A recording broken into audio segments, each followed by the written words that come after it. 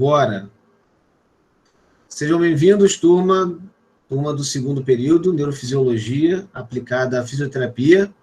Estamos iniciando, então, a nossa última aula, que precede, no caso, a última matéria, que precede a nossa V1.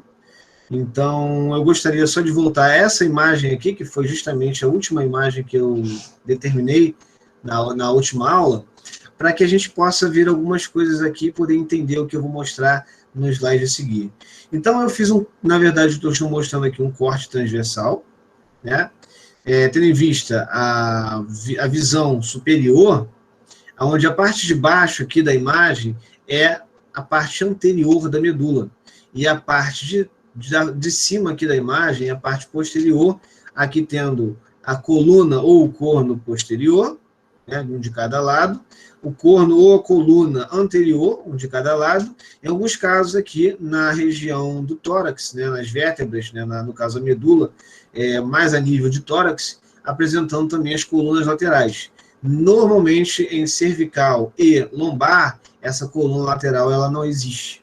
Isso se dá por conta da inervação lá dos plexos e do sistema nervoso autônomo, que é feito através do tórax. É claro que existem outros nervos que vão participar dessas condições. Mas o que mais interessa aqui para a gente é discutir por que, né, que nós vamos falar sobre as meninges, né, nessa aula. E, obviamente, o principal porquê é esse tecido, né, na verdade, essa estrutura é uma estrutura nobre do nosso organismo, né, do nosso corpo. É uma estrutura que apresenta células muito sensíveis e, ao mesmo tempo, que necessitam de uma proteção maior do que as outras, uma vez que uma lesão de uma dessas células pode comprometer gravemente o funcionamento do sistema em geral. Então, é necessário, sim, que haja uma proteção. Eu já havia falado anteriormente sobre o crânio e sobre a coluna vertebral, né, o esqueleto axial, que é responsável por essa proteção, não somente dos órgãos, né, do tórax, mas também pela proteção no crânio e cérebro, né, e a coluna vertebral relacionado com a medula. Mas, mesmo com essa proteção óssea, a gente ainda precisa de algumas outras barreiras para impedir que algumas coisas aconteçam no sistema nervoso. Aí é que a gente vai começar a entender as meninges, né, a função das meninges. Por que eu digo as meninges? Porque nós temos aí alguns envoltórios que vão passar de forma mais aderente, mais intrínseca, a mais extrínseco, né, de dentro para fora. Então, normalmente eu costumo dar essa aula falando um pouquinho de fora para dentro, né, começando das estruturas mais externas, mas hoje eu queria começar hoje falando das estruturas mais internas. Então, aquela imagem que eu mostrei para vocês, basicamente está aqui, ó. Eu peguei essa imagem, e nessa imagem a gente vai poder observar algumas coisas. Por exemplo, aqui, essa primeira película que nós temos aqui, que está bem aderida, né? Está bem próxima, que está intimamente colada com a medula. Essa película aqui, que também é uma meninge, nós vamos chamar de meninge mais íntima, tá?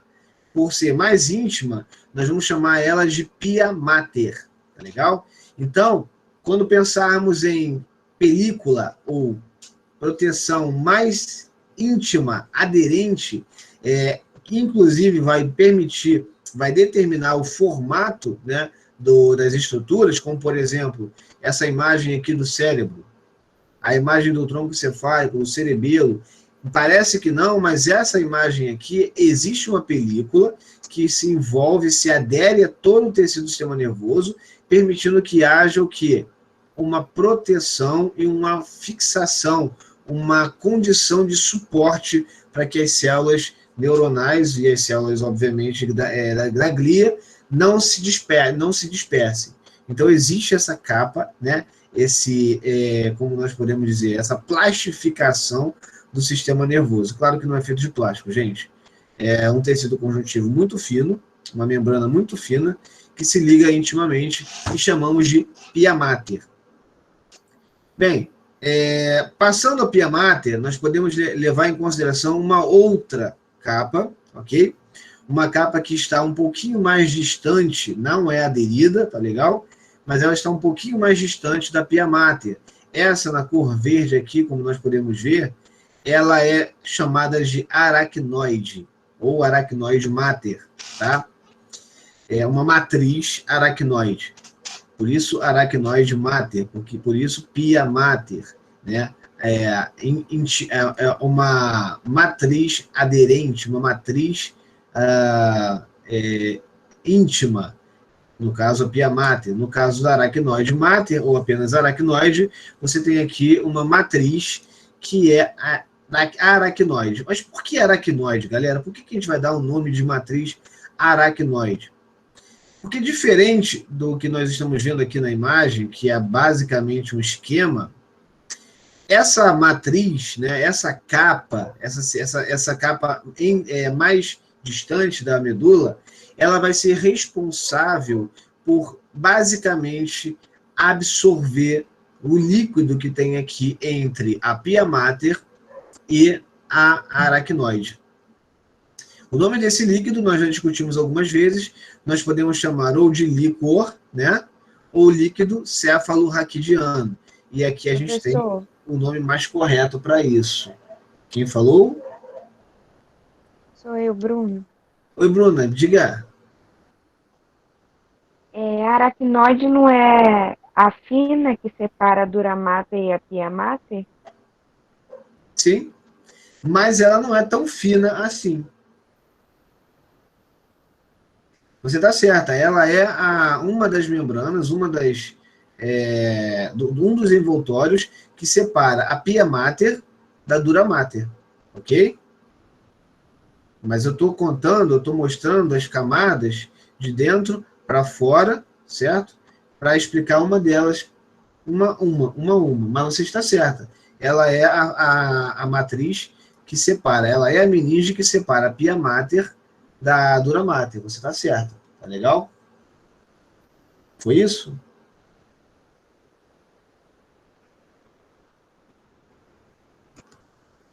Bruna?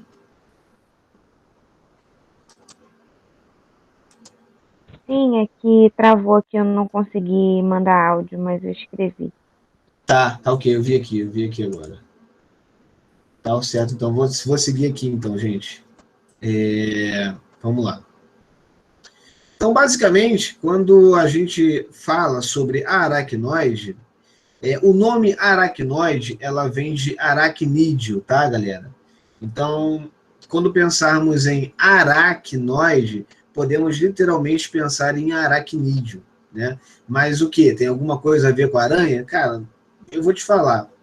O fato é que esse tecido, ele é todo cheio de trabéculas. É como se fosse uma rede de tecido conjuntivo, com bastante vascularização, que, obviamente, vai conseguir, através dessas vascularizações, captar o líquido cefalorraquidiano de volta para a circulação, para o sistema circulatório, permitindo que haja o quê? Uma reciclagem desse líquido cefalorraquidiano, que está entre a pia mater e a aracnoide.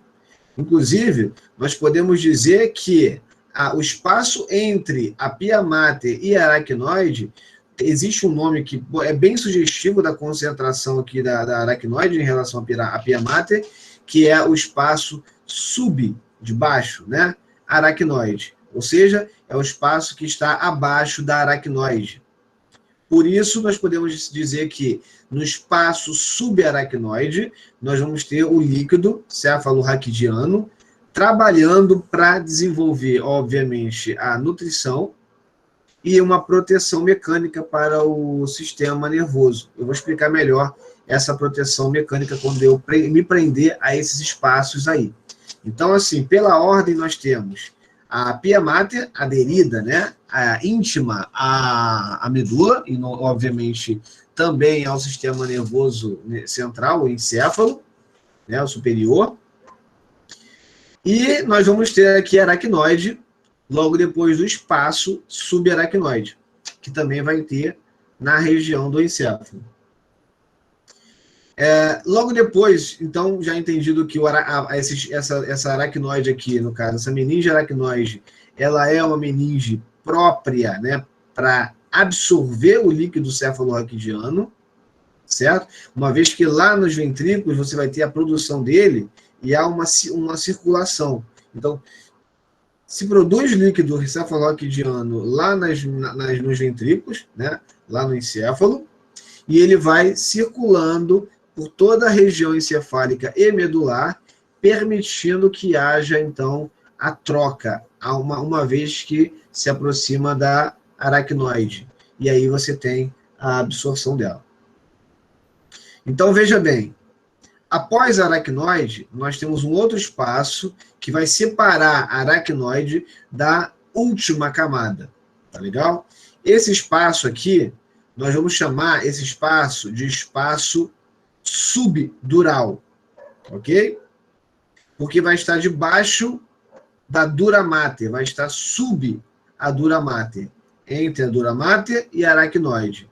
Então, o espaço que separa a dura mater da aracnoide, nós chamamos de espaço subdural. O que tem nesse espaço subdural? Uma vez que é chamado de espaço, presume-se que existe alguma coisa dentro desse espaço. E é verdade, também existe. Existe o líquido cefalorraquidiano também, só que vai ter uma outra função aqui, porque a quantidade aqui vai ser bem menor do que a quantidade que vamos encontrar entre a pia mater e a aracnoide, ok? Então vamos lá, devagar. A dura mater, ela é a camada mais externa, tá? Ela é o envoltório mais externo do sistema nervoso, do sistema de meninges, do sistema nervoso central, ok? E ela vai ser uma matriz muito rica em tecido conjuntivo e muito resistente. Então, ela vai ser responsável por promover a proteção contra tensões, né, e, obviamente, contra alguns efeitos de cisalhamento e até mesmo de aderência a outros tecidos adjacentes, como, por exemplo, a própria coluna vertebral, o seu forame vertebral. Também nós vamos ter aqui, passando, né, mudando de nome da dura mater e já indo em direção aos nervos espinhais, nós podemos considerar aqui já os epineuros, ok? Então, a mesma capa que protege a medula no sistema nervoso central vai ser a capa que vai proteger o sistema nervoso periférico com o nome de epineuro, ou seja, aquilo que reveste, aquilo que está ao redor do nervo. Então, essa proteção, ela é a proteção conjuntiva, né, de maior resistência. Então, voltando aqui, lembrando e recapitulando algumas coisas a respeito das membranas, no caso das meninges, nós temos a primeira meninge, que é uma película um pouco mais fina. Ela vai ser responsável por dar uma anatomicidade para o sistema nervoso, né, permitindo que todas as suas estruturas permaneçam íntegras. Depois disso, né, passando o espaço subaracnoide, vamos para a aracnoide, que tem a função de absorver o líquido cefalorraquidiano produzido lá em cima pelos ventrículos, ok? Inclusive, vou falar um pouquinho sobre esses ventrículos hoje. E nós temos, por final, depois do espaço subdural, nós vamos ter, então, a dura mater, que é responsável por manter a tensão e a resistência de todo o conjunto do sistema nervoso central. Ok? Entendido isso, caso não me interrompam, por favor, entendido tudo isso, eu gostaria de explicar um pouquinho sobre o líquido cefalorraquidiano que circula aqui entre a pia mater e a aracnoide. Uma das funções dela, basicamente, é de nutrição, né, do sistema nervoso, não que seja a principal forma de nutrição, mas sim uma pequena forma, uma vez que esse líquido ele é plasma sanguíneo, colocado na região do sistema nervoso central, mas a principal função do líquido cefalorraquidiano nesse espaço subaracnoide é de proteção mecânica. Fique bem ligado nisso, tá? A principal função do líquido cefalorraquidiano no espaço subaracnoide é a proteção mecânica. E eu vou explicar como essa proteção mecânica ela funciona. A proteção mecânica, basicamente, ela vai envolver condições físicas. E eu preciso que vocês entendam. Quando a gente fala de princípio de Pascal, eu não sei se vocês já viram, né? Mas se não viram, deixa eu ver se eu acho alguma coisa aqui na internet para a gente poder discutir um pouco mais sobre esse princípio de Pascal. O princípio de Pascal fala sobre as ações entre matérias e as reações das matérias com outras matérias. Por exemplo,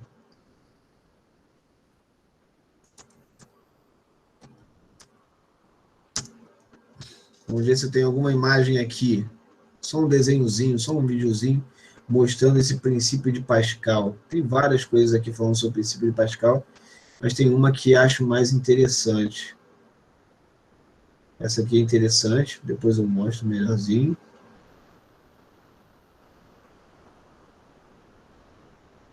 O que aconteceu? Tá bom, tudo bem. Vamos voltar aqui para cá. Aqui. Algumas pessoas já devem ter observado que... Deixa eu ver aqui onde está. Acho que já está aqui. Já devem ter observado que a gente pode verificar o nível, né, de uma parede através de uma mangueira com água dentro dela, e quando a gente coloca essas mangueiras na parede, aproximadamente na mesma altura, a água ela dá uma balançadinha, né? E essa água, fazendo essa oscilação, chega um momento em que ela para, estagna.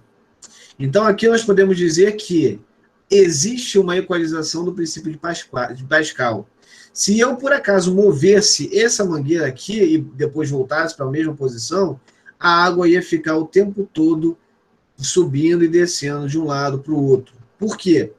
Porque existe transferência de força de um ponto para o outro através de um meio líquido.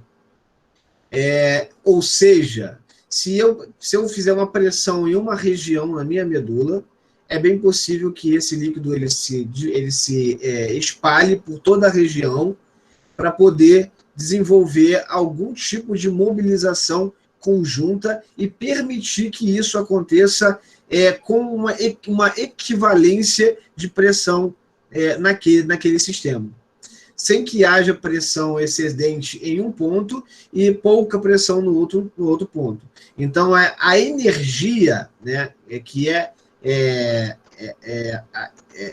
deferida, né, desferida contra aquela região da medula ou aquela região do sistema nervoso, ela se dissipa equalizando a pressão de uma forma geral. Isso é um bom sinal, né? Isso é um bom sinal por quê? Porque, na verdade, se você tem essa dissipação de energia, né, você consegue reduzir as gravidades de impacto. Se você tem uma pressão em um local só, a água ela permite que essa pressão em uma área específica seja dissipada em uma área muito maior, diminuindo assim a força, a pressão de toda daquele sistema. Isso é favorável para a gente, uma vez que, se batermos com a cabeça em algum lugar, o nosso cérebro ele vai ser lançado contra essa parte do crânio. E, obviamente, o cérebro, ele tendo aquele líquido cefalorraquidiano ali dentro, na hora que o cérebro vai contra a parede do crânio, aquele líquido recebe aquele impacto e dissipa de uma forma tão equivalente que a gente quase não percebe o impacto. Ou melhor, o cérebro quase não percebe ou não sofre o impacto como ele é visto. Então, uma coisa é eu bater aqui, outra coisa é o sistema todo perceber esse sistema, certo? Então, observe esse pezinho aí que vai acontecer. Observe que a diferença desses pesos vão fazer uma mudança nos níveis, né, de um ponto ao outro, né? Obviamente, dá para ilustrar legal.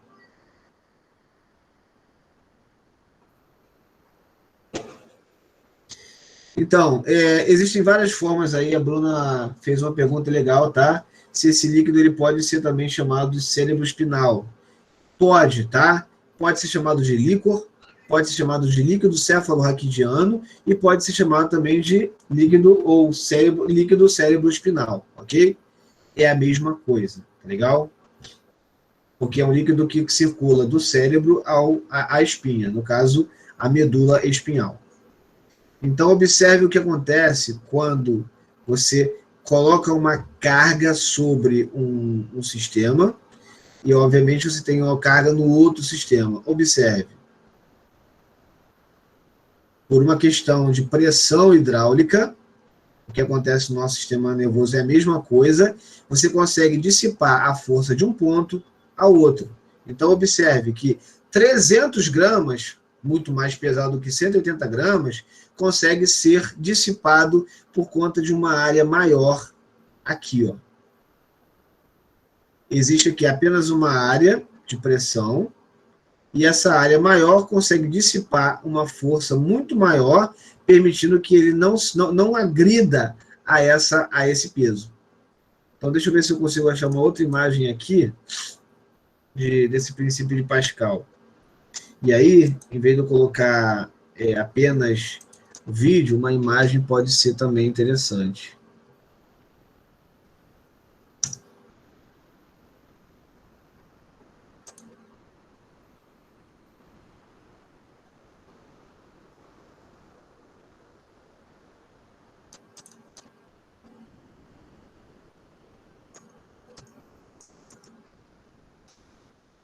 Vamos ver aqui, deve ter alguma foto legal para mostrar. Bem, basicamente isso aqui que eu queria mostrar para vocês, né? Que eu mostrei naquela imagem, mas também tem uma outra forma de você verificar isso.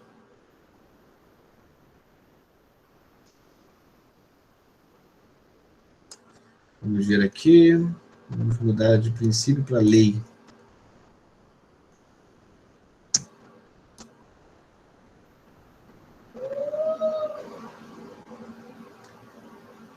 Tinha certeza que eu ia achar isso aqui, gente. Alguém sabe o nome daquele objeto que normalmente fica em cima de mesa de escritório, que são várias bolinhas enfileiradas de metal, que quando você levanta uma bolinha, essa bolinha bate na primeira bolinha na frente, só a última bolinha que reage? Alguém sabe dizer qual é o nome daquele brinquedinho?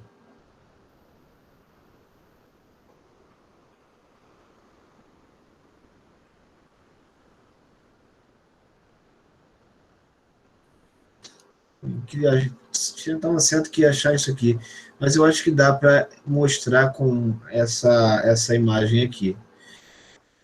Uma pressão, tá, menor do que o peso de um carro, por exemplo, né? Deixa eu aumentar essa imagem aqui.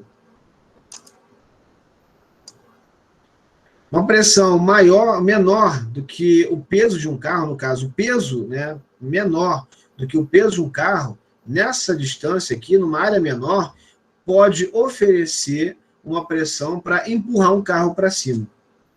O que eu quero dizer com isso? Que o impacto direto pode dissipar por todo o sistema, fazendo com que haja uma equalização de força, fazendo com que esse sistema reaja de uma forma muito mais tranquila. Tá? Então, quando nós sofremos um impacto no sistema nervoso ou na cabeça, principalmente, é normal a gente perceber a dor do lado de fora, mas o nosso sistema nervoso central ele não percebe esse impacto, porque a água dissipou de forma uníssona todo aquele impacto que foi local.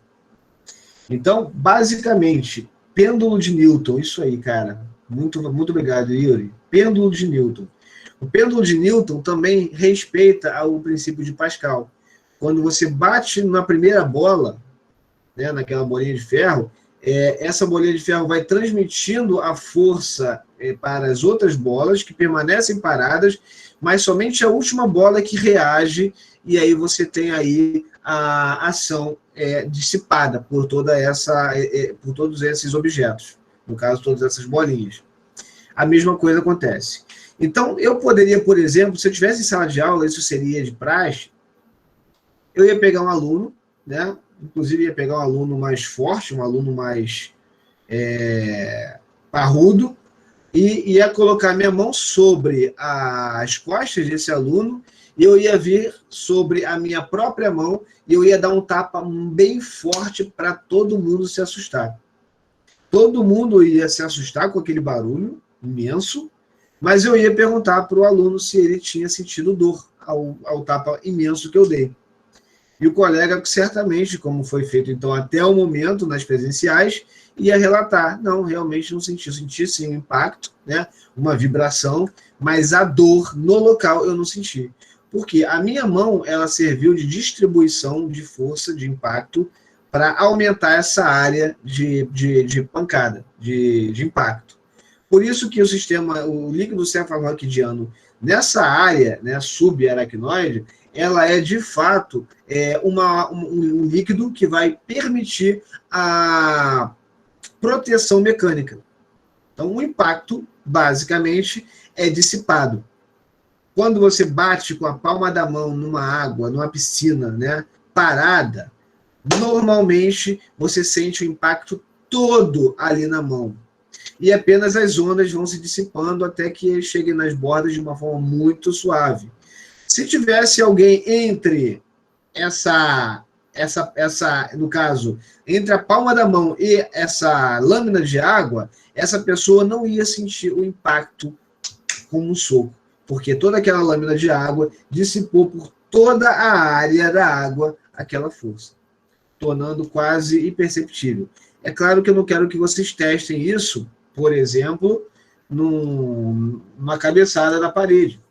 Até porque isso pode trazer lesões. O crânio, ele não é tão resistente a ponto de aguentar pancadas tão fortes. Mas sim, ele é resistente o suficiente para aguentar uma determinada pancada. Então, por favor, não testem a resistência do crânio de vocês e muito menos o fenômeno de Pascal, por favor.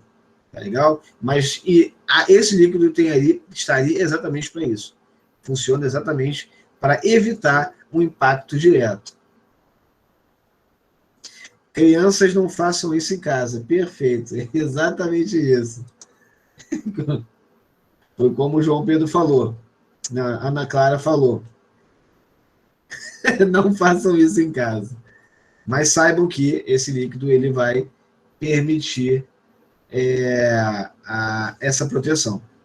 Então, acho que ficou claro que no espaço subaracnoide, o líquor tem como principal função proteção mecânica. Ok, galera? E aí, o princípio de Pascal rege essa proteção. Tá legal?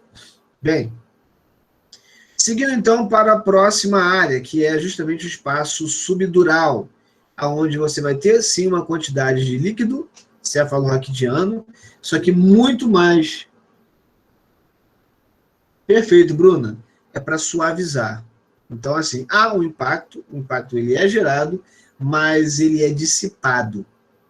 Né? Ele é dissipado por todo o líquido que percorre o sistema nervoso. Então, um impacto que é dado numa região é dissipado por todo o sistema. Isso ameniza bastante, suaviza bastante o impacto. Amortece de uma forma muito boa o impacto. Então, voltando aqui... Professor? Oi, pode falar, Bruna. O acúmulo desse líquido também pode causar hidrocefalia? Então, a sua pergunta é excelente. Inclusive, eu cheguei a comentar com vocês isso na embriologia. Lembra quando eu falei sobre o neuróporo rostral, que uma vez não fechado corretamente, poderia acarretar por exemplo, num extravasamento, num aumento de líquido cefalorraquidiano no encéfalo. Então, esse aumento do líquido cefalorraquidiano no encéfalo, principalmente de uma criança recém-nascida ou ainda em desenvolvimento fetal, pode sim apresentar a hidrocefalia associada a uma megacefalia. Por que essa megacefalia? Ou macrocefalia? O crânio de uma criança, ele foi projetado, né, para reduzir o seu tamanho quando passa pelo canal de parto. Então, eu quero dizer que os ossos do crânio, eles ainda não estão totalmente calcificados. Então, existem sim placas ósseas, mas as ligações, os ligamentos, no caso, as articulações ósseas na cabeça do feto, da criança, é muito grande. Então, conforme essa criança ela vai crescendo, o cérebro vai crescendo, a cabeça dela vai crescendo também e se conformando em relação ao cérebro. Mas, Bruna, se existir uma concentração, uma produção maior de líquor em relação à absorção, esse crânio ele vai crescendo mais do que o normal, porque ainda há possibilidade, uma vez que as placas não foram totalmente fundidas, né, ossificadas, e a cabeça da criança vai crescendo exponencialmente, porque existe uma grande concentração de líquido cefalorraquidiano ali. Então, isso é considerado uma hidrocefalia. Ok, Bruna?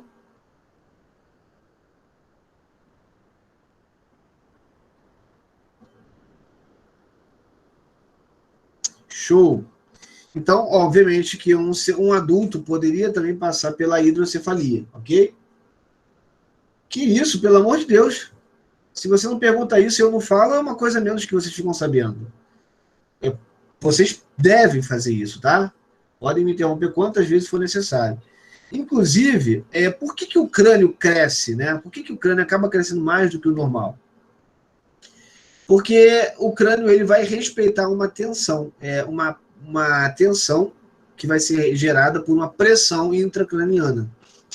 Essa pressão intracraniana vai ser basicamente ditada, né, vai ser regida pela pressão do líquido cefalorraquidiano.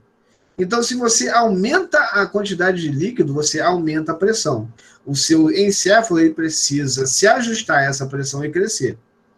Mas chega um momento em que há calcificação completa desse crânio, ou seja, não tem mais para onde esse crânio crescer. Então, essa megamente fica restrita e não existe condição alguma desse líquido continuar se expandindo para as regiões mais externas. O que vai acontecer? Vai aumentar a pressão dentro do cérebro, que nós chamamos de pressão intracraniana. Então, esse líquido que outrora serviria de uma nutrição e uma proteção mecânica passa a ser um vilão, porque essa pressão ela fica tão grande que ela começa a pressionar o cérebro e as estruturas vasculares, fazendo com que haja isquemias e, obviamente, impeça o cérebro de se desenvolver, causando déficits cognitivos ou alterações neurológicas.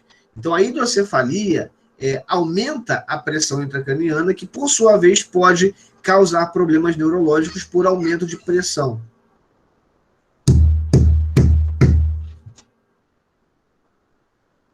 Desculpe pelo soco na parede, gente. Bem, voltando aqui. Eu sou pai de 2 crianças, uma de 3 e uma de 7 anos. Então, de vez em quando, eu peço desculpas a vocês se eu tiver o barulho das crianças estiver atrapalhando, tá, gente? Voltando, então ficou entendido que se o líquido ultrapassar... Ah, não? Que bom, eu estou ouvindo bastante aqui. Que bom, fico feliz, menos mal. Então me desculpem pelo soco na parede. É minha parede, então deixa eu socar à vontade. Não estou prejudicando ninguém com isso. Bem, então vocês entenderam que o líquido cefalorraquidiano ele precisa ter uma pressão adequada. Se essa pressão ela aumenta muito, ela começa a comprimir os tecidos. E esse tecido, é verdade, e esse tecido, basicamente, precisa ser oxigenado, irrigado, vascularizado. E se ele comprime também o tecido vascular, você não tem sangue passando no cérebro, você vai ter hipóxias, anóxias, que vão gerar sequelas, problemas neurológicos que podem ser irreversíveis, né? Em alguns casos, é implantado, né, cirurgicamente, uma válvula numa das regiões ventriculares para que toda a produção de líquido que exceda a pressão aceitável seja drenada diretamente por uma cânulazinha interna, levando até as regiões abdominais, para que seja liberado, então, esse líquido nas regiões abdominais e ser absorvido novamente pela corrente sanguínea. Então, as válvulas, elas estão ali, né, são cirúrgicas, exatamente para controlar a pressão em pacientes que têm a hidrocefalia, que podem ter a macro ou não, dependendo da idade. Se for uma idade já desenvolvida, crescimento normal da cabeça, a hidrocefalia tende a fazer pressão dentro, não para fora. Isso foi uma pergunta super interessante, Bruna. Inclusive, pode ser questão de prova, hein? Sua pergunta foi tão relevante, tão pertinente, que pode ser pergunta de prova, hein? Então anotem aí, da galera. Bruna ajudou vocês com uma pergunta fantástica sobre a hidrocefalia. Vamos lá, então, seguindo para o próximo slide. Obviamente, é uma imagem não esquemática, mas sim...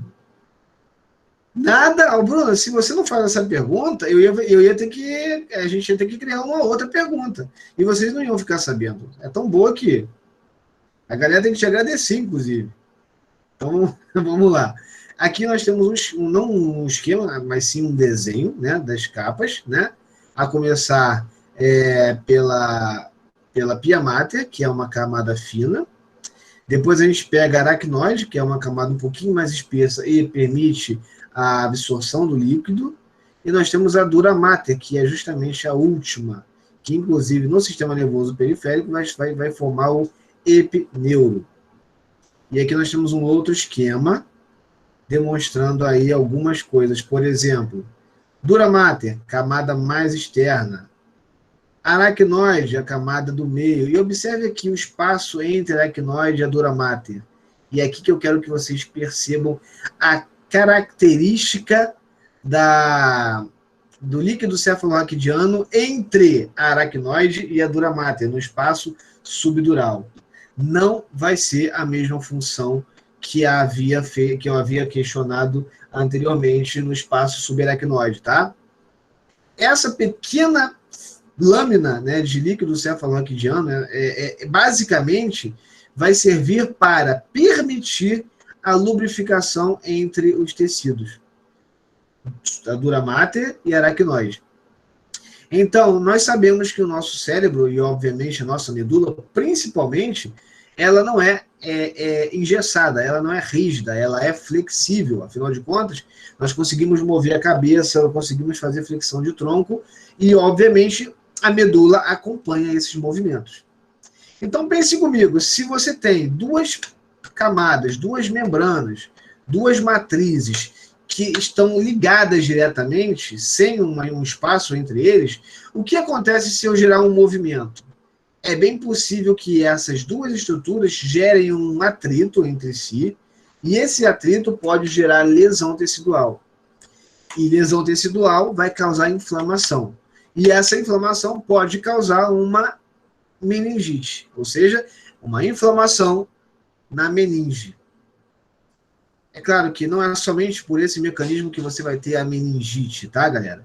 Mas vale salientar que uma redução na produção de líquido cefalorraquidiano no espaço subdural pode ser acarretar um atrito, aumentar um coeficiente de atrito, que pode gerar o quê?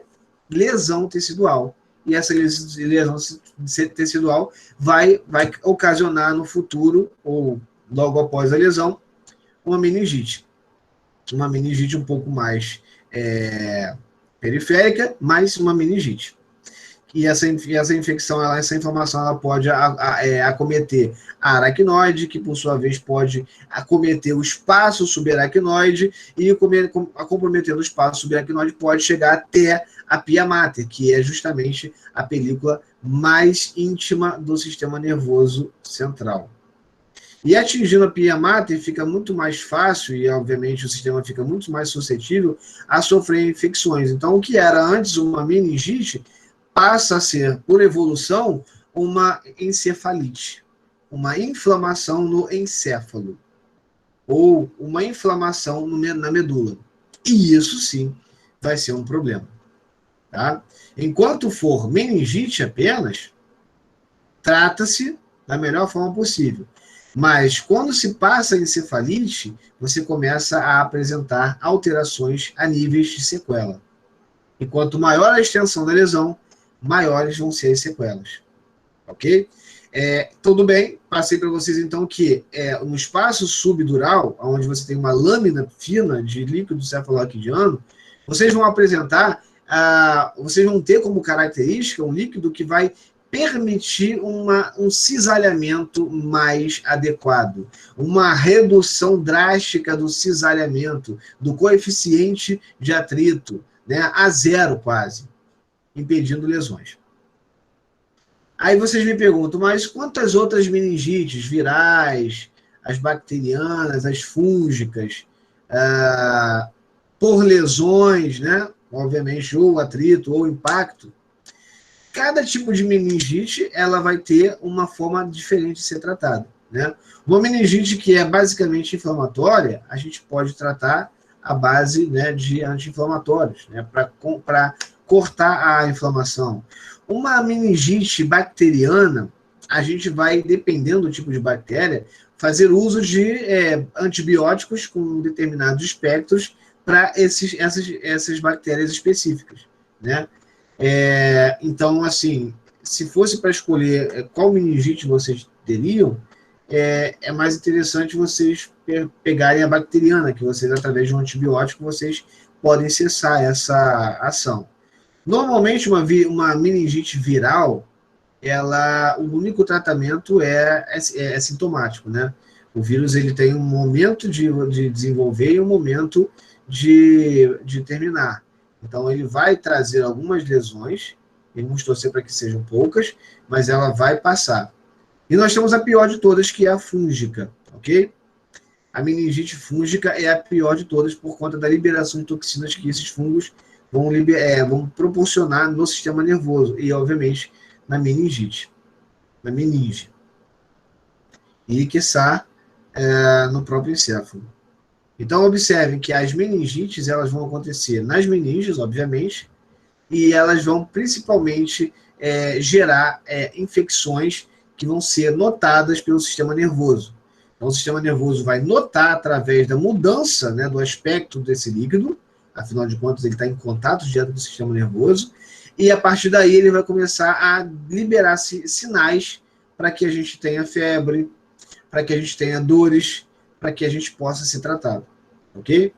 Então, basicamente isso. Obviamente, se não tratarmos adequadamente, pode ser gerado uma encefalite, e aí sim, os quadros eles mudam um pouquinho. Pode provocar convulsões, pode provocar alterações neurológicas, alterações cognitivas, né, de forma geral, né? Basicamente, era isso. Falar sobre as medulas. Já cheguei a discutir um pouquinho com vocês sobre isso, né? Então, não vejo necessidade de repetir a informação. Aqui eu acho que vale a pena fazer uma revisãozinha em relação à medula, né, a proteção que existe entre a medula e a parte mais externa, tá? Observem, a proteção principal são os ossos. Então, as vértebras na medula são proteção direta contra o impacto. Mas vamos ter aqui uma camada de tecidos vascularizado, tecido gorduroso, até que nós tenhamos uma camada aqui de tecido fibroso, melhor, tecido conjuntivo, que vai formar a nossa no caso aqui, a dura mater, que lá fora a gente pode chamar de epineuro, tá? Saiu da medula, aqui nós temos aqui o epineuro, que é o mesmo tecido conjuntivo que vai formar a pia mater. Mais intrínseco, nós temos a aracnoide. Observe que existe até a formação de teias aqui, por conta dessa configuração de trabéculas da própria aracnoide, permitindo uma vascularização melhor. E mais próximo da medula, né, a pia mater, que é mais íntima. Não sei se vocês conseguem perceber que o sistema nervoso ele vai lançar anteriormente uma via motora, ok? Que vai seguir reto, mas posteriormente vocês vão receber a via o quê? Sensitiva. E olha a via sensitiva aqui, como ela é um pouco mais entumecida, maior. Por que isso? Porque aqui nessa região são os neurônios periféricos. Então, assim, se eu fosse perguntar para vocês agora, por acaso vocês podem me afirmar que existem corpos de neurônios nas mãos ou nos pés, nos braços, nas pernas? Vocês poderiam me afirmar que existe corpo neuronal, corpo de neurônio nesses segmentos?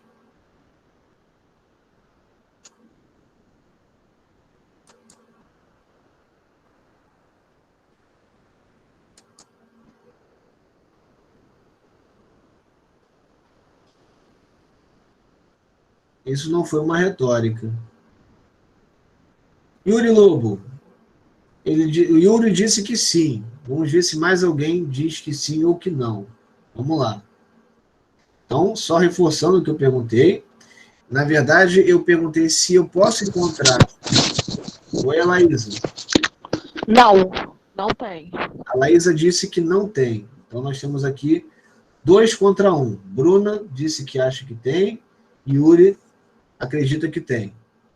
E a Laísa nem achou, nem acreditou. Disse, não tem. Quem dá mais?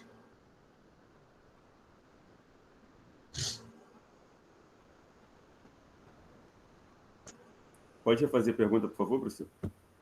Posso sim, vou fazer novamente. Né? Mas antes da pergunta, eu vou fazer a colocação que eu fiz anteriormente, tá, Yuri? Então, Yuri, o que eu falei é o seguinte, nós vamos receber lá das mãos, dos pés, né, da onde for, da parte mais externa, periférica, informações sensoriais que vão chegar pelos nervos, né, vão passar por esse gânglio sensitivo, que é rico em corpos neuronais, e daqui vão ter os seus axônios ligando-se a outros neurônios na região medular. Mas a pergunta que eu fiz é, o que vem de fora apresenta corpos neuronais?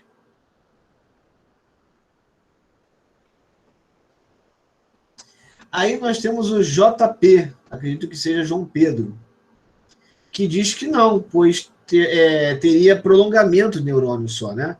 No caso, seria os prolongamentos. Ele está falando aqui que o que vem de fora seriam apenas os prolongamentos. No caso das vias sensitivas, seriam apenas os dendritos que estariam fazendo a passagem até alcançar o seu corpo neuronal. Acredito que foi isso que o JP falou, certo? O Wilson afirma que não tem corpos neuronais perifericamente, em braço, antebraço, mão. Maria Aparecida também confirma que não. Então, nós já temos um aumento aí do número de pessoas que negam a presença de neurônios para as regiões mais periféricas. Professor, o senhor me corrija se eu estiver errado. Os corpos neuronais, eles não ficam localizados nas vértebras? Não. Vamos melhorar essa pergunta. Você talvez deva ter perguntado, os corpos neuronais não ficam localizados apenas nas medulas, na medula e no encéfalo? Foi isso? Sim, positivo. Perfeito. Você está certo, tá legal?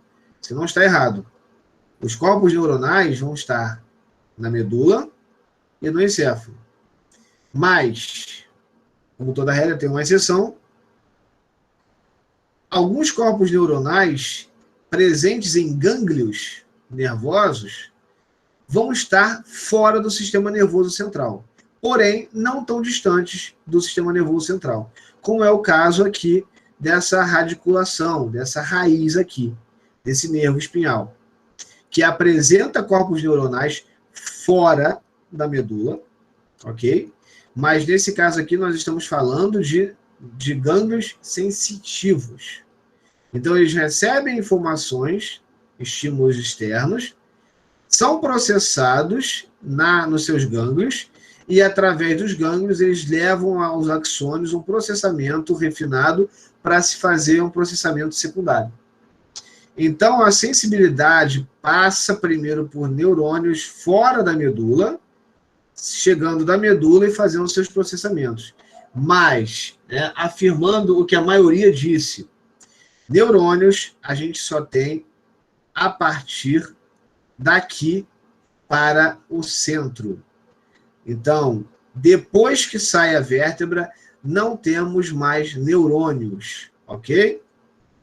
Salvo esses gânglios autônomos, esses gânglios que são do sistema nervoso autônomo, vegetativos, que basicamente vão ficar paralelos à medula, mas na região torácica, permitindo que haja aí inervação vegetativa do sistema digestório, do sistema respiratório, do sistema cardiovascular, do sistema abdominal de uma forma visceral, ok? Então, nós só temos aqui os gânglios, os corpos neuronais, e nos gânglios autônomos, nos simpáticos, tá, ok? Os gânglios. Fora isso, tudo isso que vocês estão vendo aqui são prolongamentos dos corpos neuronais, que, se for sensitivo, estão aqui. Se for motor, estão aqui. Se forem parasimpático e simpático, vão estar localizados nos gânglios simpáticos, ok? Então, afirmando para vocês, não vamos encontrar neurônios nem nas mãos, nem nos dedos, nem nos antebraços, nem nos braços, nem nos ombros, nem nos dedos dos pés, nem nos pés, nem nas pernas, nem nas coxas, nem no quadril. E apenas na região medular, encefálica e ganglionares, ok? Então estava certo em afirmar que não tem. A Laísa, você estava certa, e além de dizer que não tinha, você ainda justificou porque não tinha. Se a turma estiver de acordo, eu acho que se você não tirar 10 na prova, você merece uma questão errada, corrigida por você. Tá bom. Se a turma estiver de acordo. Professor, Yuri, fala você aí. pode só repetir essa última parte aí sobre o sistema nervoso autônomo? Vamos lá. O sistema nervoso autônomo, basicamente, nós já discutimos isso nas aulas passadas, quando falamos sobre sistema nervoso parasimpático, simpático, que eles vão estar basicamente respondendo de forma automática. Então, é natural que você tenha núcleos, que eu nem posso chamar de núcleos porque estão fora, né? Não estão intrínsecos, mas estão periféricos. Então, já que são periféricos, não são núcleos, são gânglios. Então, o sistema nervoso autônomo, simpático, parasimpático, vão apresentar processadores, vamos chamar de pequenos processadores externos para resolver as ações simpáticas e parasimpáticas, de forma ou sensitiva ou motora. Mas isso somente no sistema nervoso autônomo, vegetativo, tá? Fora isso, nós temos aqui os gânglios sensitivos e a medula como grande concentração de neurônios e o encéfalo também. Yuri, não sei se foi isso que você quis que eu repetisse.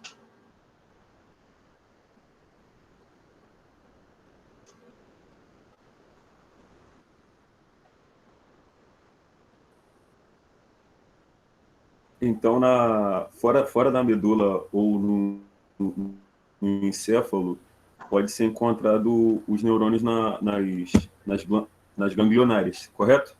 Os gânglios sensitivos, por exemplo, que vão aferir as informações até o sistema nervoso central, e nos gânglios do tronco simpático, que aí vai ficar só localizado na região de tronco mesmo. Mas é isso aí. E aí, Bruna, deixa eu ver o que você falou aqui, Bruno. Beleza, obrigado. Falou, Yuri.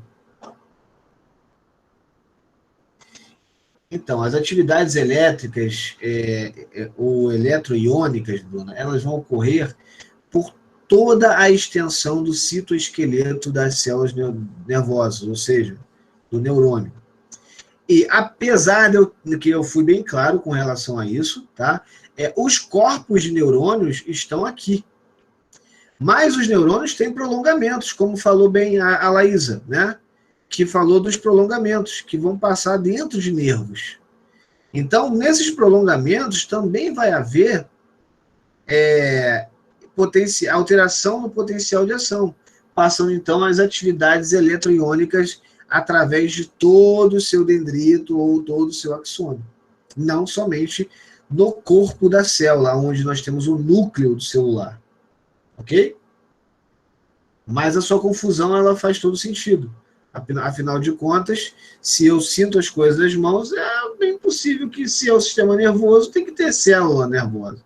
Então faz sentido esse erro.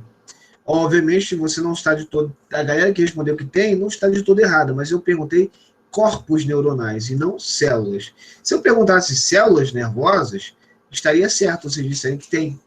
Mas eu não falei das células de uma forma geral. Eu falei apenas de uma parte da célula, que é a parte mais importante, que é onde está o núcleo da célula. E essa parte nós vamos encontrar nos gânglios do tronco simpático e nos sensitivos, além da medula espinhal e do encéfalo.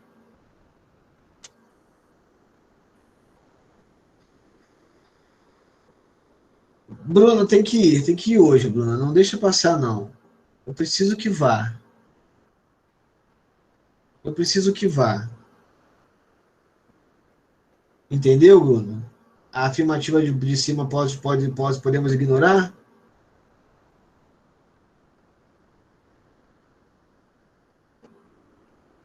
Show. Eu não quero que ninguém fique para trás. Vamos todo mundo correr uma corrida e chegar na linha de chegada todo mundo junto. Aqui não existe ganhador ou perdedor, não. Aqui todo mundo é aluno para se formar. Então todo mundo tem que chegar junto. Tem que passar todo mundo. Ninguém vai ficar reprovado nessa disciplina, não. Pelo amor de Deus. É uma coisa que tem para mim, tá? Eu sei que tem professor que gosta, mas eu não gosto de ferrar aluno nenhum. Então, por favor. Se não entendeu, diga que não entendeu. Se entendeu, diga que entendeu. Professor, oi? A Beth deu isso também, né? No primeiro período. Quem foi do primeiro período não tem muito o que esquecer, não, porque a Beth pegou muito sobre isso no primeiro período. Ótimo, ótimo. Por isso que eu falei, quase, acho que foi na segunda aula que eu dei para vocês, na primeira aula. Eu fiquei super empolgado, entusiasmado quando eu fiquei sabendo que é a Elizabeth que deu a aula para vocês de neuroanatomia. Porque ela é a Beth. Beth é Beth. Ok? Por si só já é um elogio. Mas, Bruna, você ela é muito boa professora, assim. Oi? Ela é muito boa professora, assim. Ela é. Tá? Então, e você também não está deixando a desejar, não. Você está sendo um bom professor. Estou deixando a desejar. Poxa, valeu. Eu acho. Tá bom. Valeu. Bem, antes de eu terminar, deixa eu sair desse slide aqui. E aí eu falo com vocês um pouquinho sobre o sistema ventricular. E quando eu falar sobre o sistema de núcleos da base, vai ficar um pouquinho mais tranquilo, tá? Então deixa eu pegar aqui o outro arquivo. E aí eu fecho com vocês a prova. Que horas tem? Que horas que essa aula acaba, gente? Eu sempre esqueço. Impressionante.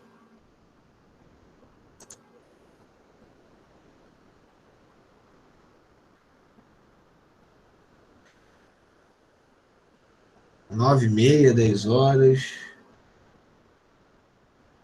Então eu vou ficar no meio termo, vou ficar em 9,50. Então tá, antes de 9,6 eu tento acabar, tá bom, gente?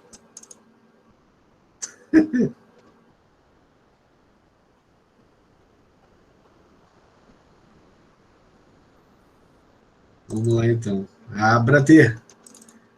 Abra-te!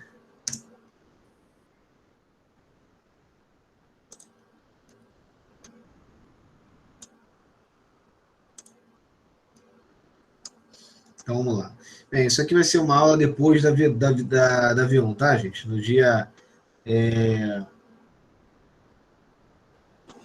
6, quando a gente começa as apresentações novamente e as aulas, então eu vou falar sobre sistema, no caso eu não vou falar de sistema ventricular, só vou falar sobre núcleos da base. Então quando for chegar a hora de falar de núcleos da base, basicamente eu vou pular o sistema ventricular, que eu vou falar para vocês agora, ok? Então tudo isso aqui são núcleos da base que a gente vai discutir. Então, vamos lá. Vamos falar um pouquinho sobre o sistema ventricular. Antes de eu mostrar a imagem propriamente dita do sistema ventricular, deixa eu passar para vocês essa tabelinha aqui. Essa tabelinha aqui é bem interessante, né? Então, olha só para vocês entenderem o que a gente está vendo aqui. Só para vocês entenderem e acompanharem de forma mais tranquila. Esse V que nós temos aqui é um V de ventrículo, ou melhor. Sim, é um V de ventrículo, ok? Então, nós temos aqui ventrículo, não é ventríloco, não é ventríloco, é ventrículo, tá? De pequeno ventre, de pequena cisterna, ventrículo. Ventríloco é outra coisa, tá? Então, vamos lá. É aqueles bonequinhos que você sabe, né? Aqueles bonequinhos que ficam falando lá. Na verdade, é o cara que fala. Vamos lá. Ventrículo. Esse ventrículo vai ser esse ventrículo e vai ser esse ventrículo. Agora, esse L aqui, esse L vem de lateral. Então, nós temos ventrículo lateral, sim, tá? Significa, então, que vamos ter dois ventrículos laterais, né? Não dá para ter ventrículo só de um lado, tem que ser do outro, para ficar uma coisa equilibrada. Então, nós temos até ao momento dois ventrículos discutidos aqui, tá? Ventrículo lateral esquerdo e ventrículo lateral direito. Já aqui nós temos esses três Is, que são números romanos, e nós podemos chamar isso de terceiro ventrículo. E aqui nós temos um I e um V, número romano, que quer dizer quarto, e esse último V, ventrículo. Então, está aqui explicado o que significa essas letras, né? E agora vamos para as características, né? As particularidades deles. Ventrículos laterais, eles vêm em pares, um de cada lado, como eu tinha falado. Então, eles são pares, né? Enquanto o terceiro e o quarto, eles são ímpares, porque vão se apresentar exatamente na linha média, na linha mediana, no plano mediano do corpo humano. Então, você vai ter apenas um terceiro ventrículo e abaixo nós vamos ter apenas um quarto ventrículo. Agora, olha só, com relação ao corpo do ventrículo lateral.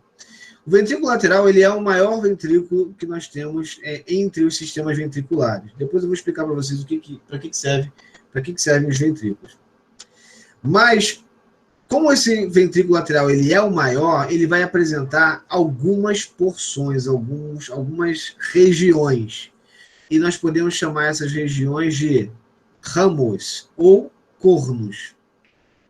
Certo? Então, eles vão apresentar 3 ramos. Vou mostrar para vocês mais à frente. Tá? Nós temos aí a região do átrio, a região do próprio corpo e a região do trígono. Vou explicar no desenho para vocês. Já na morfologia do terceiro ventrículo, ele vai ser basicamente a divisória que vai existir entre a região talâmica. Então, quando você pensa no terceiro ventrículo, pensa que é justamente uma fenda, no meio do encéfalo, tá legal? Bem no meio do tronco encefálico, né? Na região, acima do tronco encefálico, logo acima do tronco encefálico.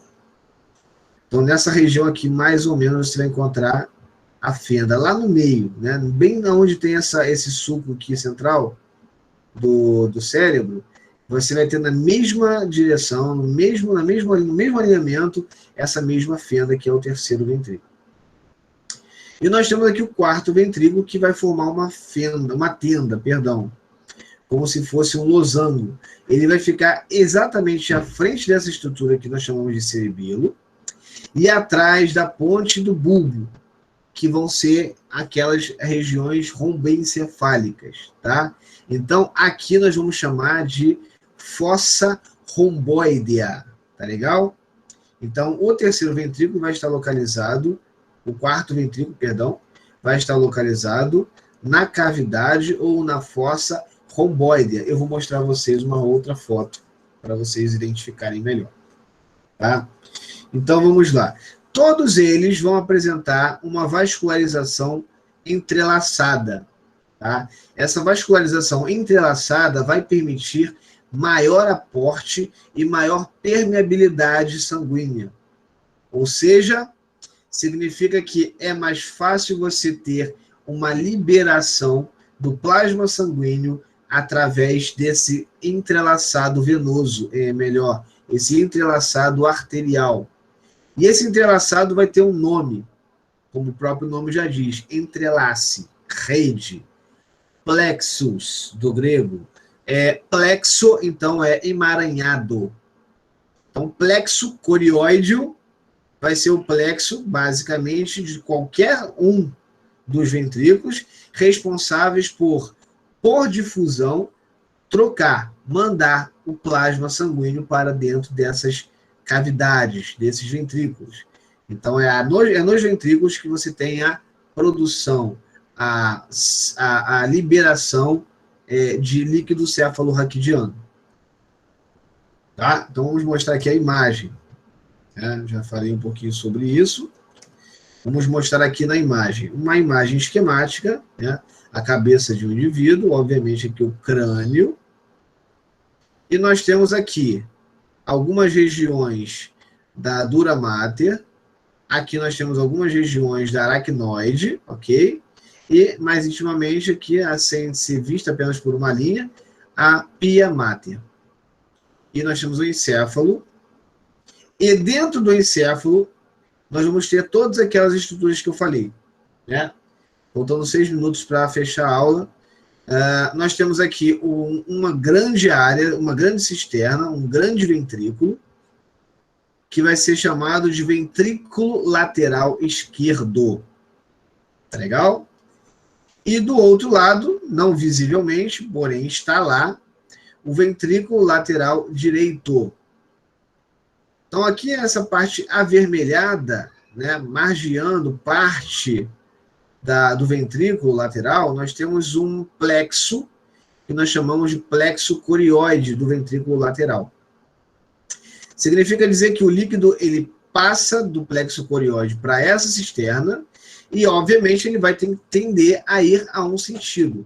Então, ele passa pela região basicamente inferior do ventrículo lateral, chega aqui na região trígona, ou no trígono do ventrículo lateral, parece um triângulo, pelo menos é o que dizem, né? E vai em direção a uma região de duto, que vai ser justamente chamada de forame interventricular. Galera, lembrando de neuroanatomia, então esse forame interventricular comunica os ventrículos laterais, tanto esquerdo quanto direito, com o ventrículo que fica bem na linha média, o terceiro ventrículo, que também vai ter uma região corióidea, observem. Desse terceiro ventrículo, ele vai descer através do que nós chamamos de aqueduto cerebral. Então, é um duto por onde o líquido cefalorraquidiano desce para alcançar uma outra cavidade em forma de tenda, que nós chamamos de quarto ventrículo. E aqui nós temos a parte do plexo curioide do quarto ventrículo. Nessa região aqui, nós temos a comunicação do quarto ventrículo, ok? Para o sistema nervoso e o espaço subaracnoide. Ou seja, o líquido vai circular por toda essa região subaracnoide aqui. Tanto do encéfalo quanto também da medula. Então, a produção acontece no encéfalo e ela vai circulando pelo espaço subaracnoide, descendo pela medula também, ok? Permitindo, então, a sua absorção através da sua meninge aracnoide. Então, você tem entrada de líquido pelo ventrículo e saída de líquido pela meninge aracnoide. Então, existe essa reciclagem, esse fluxo, né? Um fluxo constante. Se produzir mais líquido do que se absorve, você tem hidrocefalia, ok? Ou se o líquido está sendo produzido de forma adequada, mas a absorção não está sendo feita de forma adequada, você pode ter um aumento do líquido por conta da falta de absorção pelo aracnoide, o que são patologias, que são condições patognomônicas, né? De alguma patologia, obviamente. Certo? Então, basicamente, o que se fala sobre o sistema ventricular é isso. Produção de líquido cefalorraquidiano, que passa pelo ventrículo lateral, vai aqui através do forame interventricular para o terceiro ventrículo, que vai formar uma divisão, uma fenda, descendo pelo canal ou aqueduto cerebral, pegando o quarto ventrículo e daí fazendo a comunicação através das aberturas laterais, levando para a região subaracnoide. Mariana, estou te vendo. Tudo bem com você, Mariana? Tá tudo bem? Não estou te vendo mais.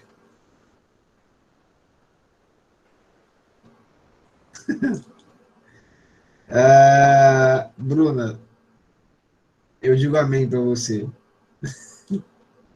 Então vocês querem que eu pare por aqui, né? Eu acho que de material de prova tá bom, né?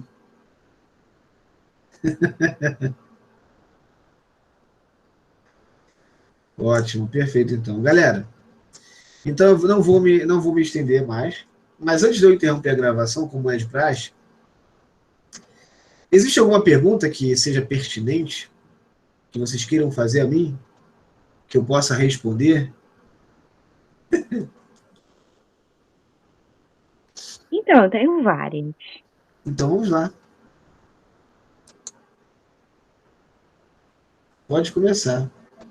São dos espaços de subaracnoide, subdural e extradural. Eu não entendi muito bem. E os tipos de meninges também eu fiquei meio travada, não consegui entender. Tá, então vamos por parte, Bruno. Mas fica com o microfone ligado para você poder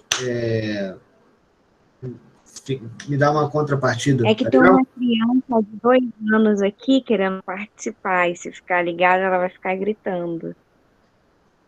Entendi. Tá. Tudo bem, então fica ligada no controle aí para você poder não se perder, tá legal? Tá bom. Eu vou responder a sua pergunta e de quebra ainda vou responder uma pergunta que foi feita logo abaixo. Isso eu acho que eu nem vou precisar responder porque o Yuri já respondeu. Mas sim, né, de qualquer forma eu vou responder o que o JP falou. Apesar do Yuri já ter respondido perfeitamente. Vamos lá. Então vamos devagar. Primeiro vamos por partes, né? Como Fred Krueger já falava. Eu acho que era ele que falava isso, né? Vamos por partes. Vamos pensar o seguinte, nós precisamos entender que existem 3 envoltórios e esses três envoltórios são 3 meninges. Bruna, tudo bem até então? Entender que são 3 meninges? Sim. Perfeito. Então vamos começar com a mais próxima do sistema nervoso, que é justamente o que nós vamos chamar de pia mater, tá? ela é uma linha fina, é uma membrana fina que vai revestir todo o sistema nervoso central, tá legal? Todo. Inclusive aqui o cerebelo, a região da ponte, do bulbo, da medula. Então, é uma película fina que vai servir apenas de revestimento e se aderir de forma íntima ao cérebro e à medula. Beleza, Bruna? Beleza, ela é a interna. Essa é a interna, essa é a pia mater, tá? Essa é o envoltório ou a meninge íntima do sistema nervoso central. Tá legal? Isso, Sim. obviamente, tanto na medula quanto no encéfalo, você pode ver, né? Então, vamos lá. Uhum. Depois que nós temos a pia mater, nós temos aqui um espaço, tá legal? Um espaço, que nós vamos chamar de espaço subaracnoide, que fica entre a pia mater e a aracnoide. Aracnoide também é outra capa, tá? É outra meninge. Aracnoide. Observe o desenho da aracnoide. Olha como é que parece um monte de trabécula. Olha como é que parece um monte de teia de aranha. Na verdade, essa teia de aranha é formada por um sistema vascularizado. Por isso há essa condição de teia de aranha. Os entrelaces que acontecem na aracnoide formam essa teia de aranha, por isso aracnoide, de aracnídeo, né? Então, nessa aracnoide, você tem a absorção do líquido que é produzido pelos ventrículos. Então, esse líquido que chega até a região, o espaço subaracnoide, porque fica abaixo da aracnoide, entre a aracnoide e a pia mater, nós temos aqui uma grande quantidade de líquido que vai ser absorvido novamente. Mas aqui, nesse espaço, nós temos o líquido que vai ser responsável principalmente pela proteção mecânica. Tudo bem, Bruna? Por enquanto? Show. Tudo bem. Então, assim, subindo dessa parte do espaço subaracnoide, ou seja, o espaço abaixo da aracnoide, e indo mais acima, nós temos uma outra camada que nós chamamos de camada de dura mater, que é a camada mais forte, mais resistente que nós temos das três meninges. Então, ela é formada por um tecido conjuntivo fibroso, permitindo resistência e, ao mesmo tempo, uma determinada elasticidade. Entre essa dura mater e a aracnoide, vamos ter um espaço bem fininho, que nós chamamos de subdural, que está abaixo da dura mater, dural, ok? E esse espaço subdural vai comportar uma concentração de líquido bem pequena, uma lâmina bem fininha de líquido, fazendo com que haja o quê? Uma lubrificação entre as camadas da subaracnoide, da aracnoide e da dura mater. Então você tem aí um deslizamento impedindo que haja atritos mais agressivos. Então, essa é a conformação, ou melhor, é a configuração das meninges e dos seus espaços. Ok? Aí, a dura mater, ela, no sistema nervoso, ela tem esse nome. Mas quando ela se projeta para fora, através dos nervos, essa dura mater, ela vai ter um outro nome. Ela vai formar a camada protetora dos nervos. Então, nós chamamos de epineuro, como o Yuri explicou bem ao colega João Pedro, né? Quando perguntou o que era o epineuro, né? E aí o Yuri respondeu, o revestimento do nervo, tá? Então, o revestimento do nervo, no caso, o sistema nervoso periférico, ele é a mesma característica da dura mater, que é o revestimento externo do sistema nervoso central. Bruna? Professor, Oi? o epineuro é chamado de epidural. Não, epidural é o espaço que tem entre a coluna vertebral, tá? e a dura mater. Esse espaço eu nem expliquei para vocês, para não confundir vocês na hora de explicar. Se por acaso tiver uma pergunta na prova do tipo quais são os espaços das meninges, aí se você coloca epidural, eu vou dizer que é errado, porque esse espaço não está entre as meninges. Esse espaço está entre os ossos, né, o crânio ou as vértebras, e a dura mater, porque está ao redor da dura mater, certo? Por isso que eu não falei do espaço epidural. Mas o epineuro é a capa que protege, né, que forja a dura mater no sistema nervoso central. Foi? Foi, obrigado. Falou, Bruna? Foi? Oh, foi. Você só não falou do extradural. Extradural ou epidural?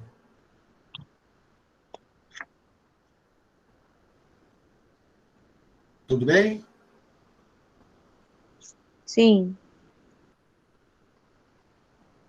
São duas formas de falar.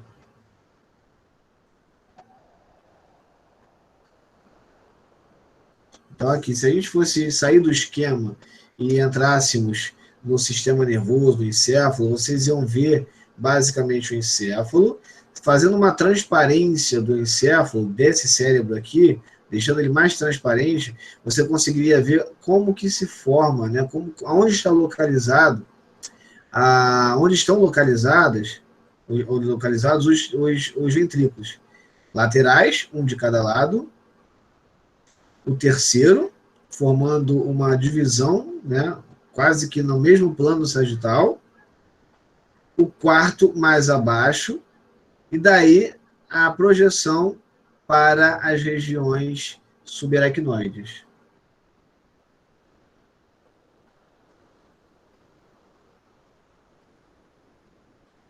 Mais alguma pergunta pertinente ou ainda existe alguma dúvida nessa parte?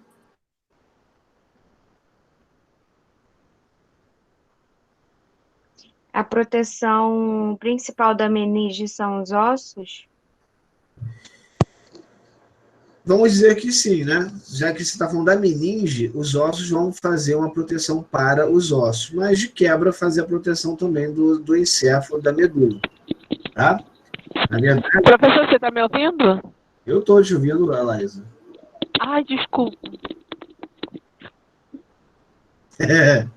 Então, os ossos, eles vão proteger não somente a meninge, tá legal? Mas também o sistema nervoso central, encéfalo, medula.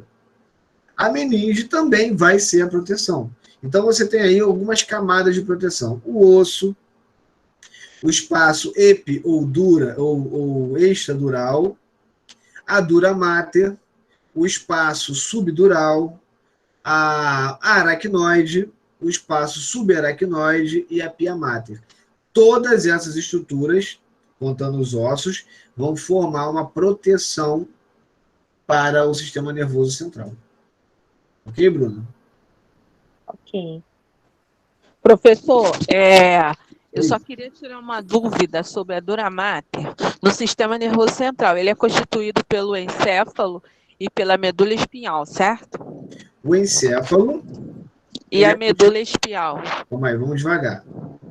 O sistema nervoso central, ele é constituído pelo encéfalo e a medula espinhal, legal?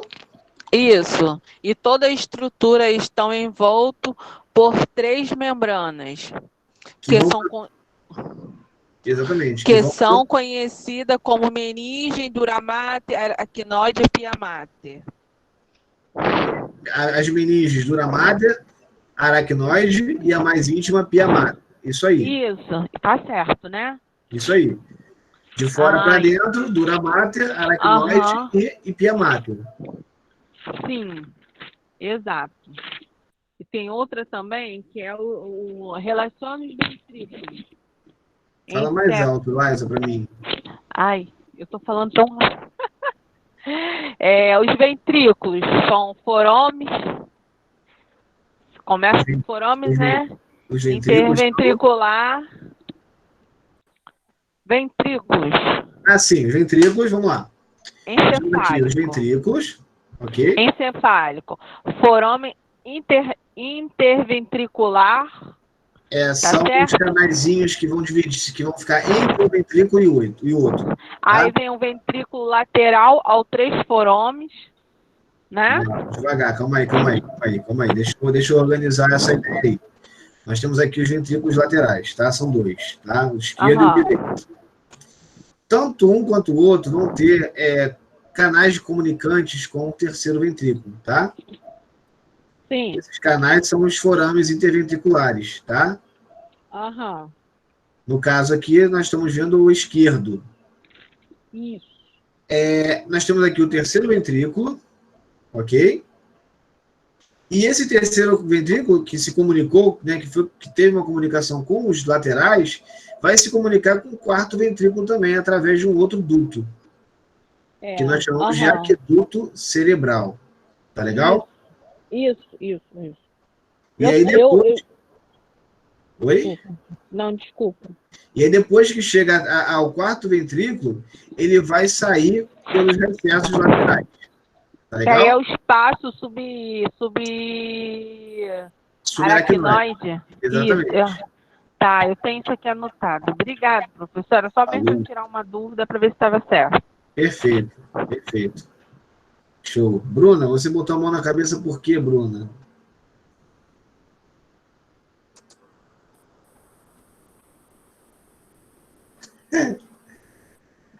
Por favor, diga-me o que você entendeu. Olha só, quando eu penso que eu entendo, aí vem outra coisa. Misericórdia, Jesus. O que não Mas me falta... calma que eu vou estudar e vou voltar intelectual para aula de novo. Se você quiser, você pode explorar agora. Eu fecho aqui a gravação e a gente continua explorando isso. O mais importante é, eu vou botar aqui, eu vou fechar o vídeo para não ficar muito pesado, tá legal? E aí a gente continua discutindo isso, se for o caso. Então, assim, eu vou fazer uma despedida pela gravação. Depois a gente continua aqui. Bem, alunos da Universo, terminamos essa transmissão ao vivo. E daqui a 2 semanas nós teremos a nossa prova maravilhosa de V1. 10 questões, múltipla escolha. Vejo vocês lá. Passar bem a todos. Um grande abraço. O beijo do magro. Fui! Vai com Deus.